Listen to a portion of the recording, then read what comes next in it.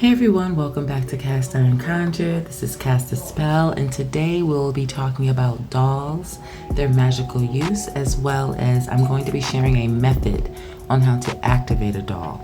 Okay, now this video was inspired by one of my subscribers who asked if I would do a video about paranormal dolls, and I'm thinking to myself, why haven't I thought about this sooner?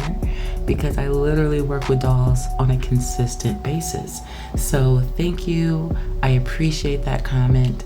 And on that note, be sure to leave a comment, like, and subscribe. I'm in the process of building a community of those who want to learn and understand conjure work, want to dive deeper into hoodoo. So the best way to do that is to sit at this table, like, subscribe, share, all that fun stuff. So yeah, let's get to it. So first we have the Ushabti dolls of ancient Kemet. Now the Ushabti dolls, also known as Shapti or Shawapti, there's multiple pronunciations for this doll, but these were essential components of the ancient Egyptian funerary practices, reflecting the civilization's deep belief in the afterlife. The Egyptians envisioned the afterlife as a continuation of life on earth, where labor was still required. To spare the deceased from the burdens, Ushabti dolls were placed in the tombs as magical servants. These figurines often inscribed with spell 6 from the Book of the Dead, a rephrased version of spell 472 from the coffin text.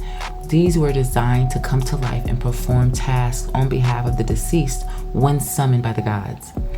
The practice of using Ushabtis underscores the Egyptians' belief in magic, Heka, which was intricately woven into the religious practice to ensure a comfortable afterlife. Crafted from the materials such as glazed clay, wood, or stone, Ushabtis were not merely symbolic, but a functional piece reflecting the Egyptians' pragmatic approach to the afterlife.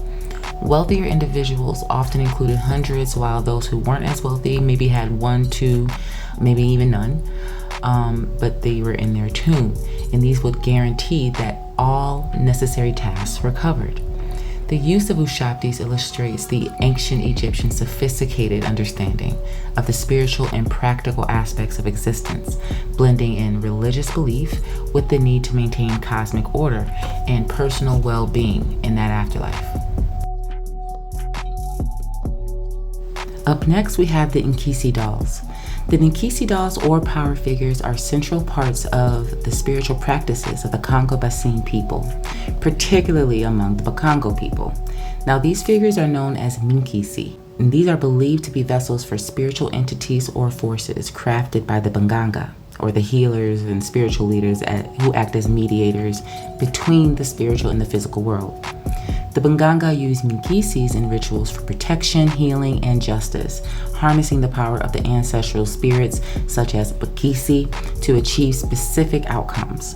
The Nkisi are often made from materials like ceramic vessels, gourds, or animal horns, and they are infused with spiritual substances such as herbs, bones, or grave dirt. Metal objects embedded in the Nkisi, such as nails or blades, are not merely for decorative purposes, but they serve as components in the ritual, representing the vows, the treaties, or actions taken by the Banganga to awaken or activate that spirit. The Nkisi serve as a tangible link between the living and the spiritual realm, embodying the Congo belief in the interconnectedness of that material and spiritual world. These power figures are not just religious symbols, but are deeply practical tools used in communal and individual rituals to maintain social order. They also heal the sick and protect the community from malevolent forces. The Nkisi reflects the Congo people's profound understanding of animism, where every object and action is imbued with spiritual significance, as well as their active role that they play in their everyday life. Next, we have Kachina dolls. Kachina dolls are deeply embedded in the religious traditions of the Hopi and the Pueblo peoples, representing spirit beings that embody elements of nature, ancestors, and deities. These spirits, known as Kachinas, are essential to the agricultural success, health, and community's well-being. The dolls, typically carved from the cottonwood root, symbolize the Hopi's deep connection to nature, particularly the search for water in the arid Arizona landscape. Given to children, these dolls serve as an educational tool, teaching them about the kachinas and the religious ceremonies associated with those spirits. In addition to their educational role, kachina dolls are an essential part of the various rituals, especially during kachina ceremonies. During these ceremonies, mass dancers embody the kachinas, bringing these spirits to life and ensuring harmony and prosperity for the community. The belief in kachinas underscores that deep connection between the Hopi and Pueblo peoples with the natural world, land, and cosmos. This is where the spiritual and the physical worlds are intertwined. These dolls are not just cultural artifacts, but are a vital part to the spiritual life of the community, maintaining the balance between human life and the forces of nature. Now we have the voodoo dolls. Voodoo dolls are very misunderstood in popular culture, and they are very deeply rooted in the religious practices of the Afro-Caribbean traditions, particularly Haitian voodoo. Now in voodoo, these tools are not used for malevolent spirits per se. They are sacred objects which are used to communicate with spirits known as the Loa. These spirits, which include ancestral spirits, natural forces, and deities, play an essential role in the lives of the voodoo practitioners, guiding and influencing their daily experiences. The dolls are often crafted from natural materials like cloth, wax, wood, and adorned with items that represent specific Loa and are used in rituals to focus prayers, intentions, and healing energies. Now in these rituals, pins or objects might be inserted into the doll, not to cause harm but to direct spiritual energy to specific issues such as health, luck, or protection. The origin of voodoo dolls trace back to African fetishes, objects believed to be inhabited by spirits or endowed with magical properties. Now these dolls embody the syncretic nature of voodoo, illustrating the deep belief in interconnectedness in the material and spiritual worlds, where objects act as conduits for the spiritual forces that influence human fate. Alright, now let's get to it. How to activate the doll. Now this method I like to call the 4+1 method. It requires 4 different pieces as well as one main component. Alright, now when I mean pieces, I don't mean they're all tangible. I mean there are 4 parts to this, as well as one method, one particular part that breathes life into it. Alright, so the first part is the vessel itself, a body to contain the spirit.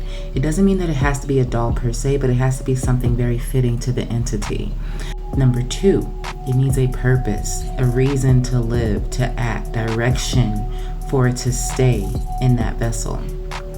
3, filling of the belly.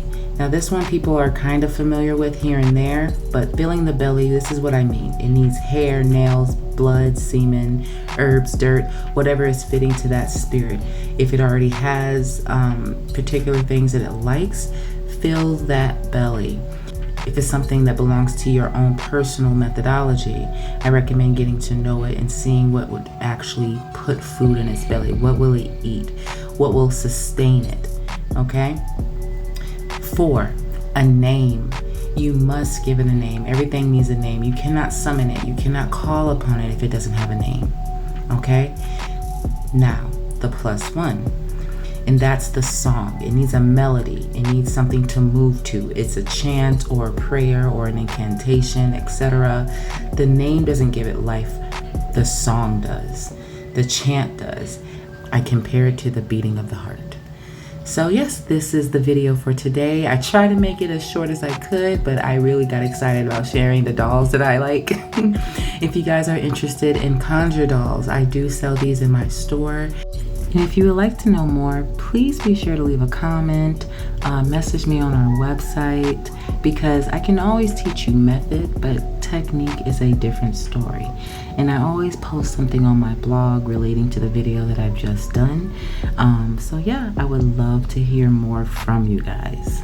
Please be sure to visit occultcornerstore.com, join our mailing list, and yeah, I'll be back with another video sometime in the future. I'll talk to you guys later.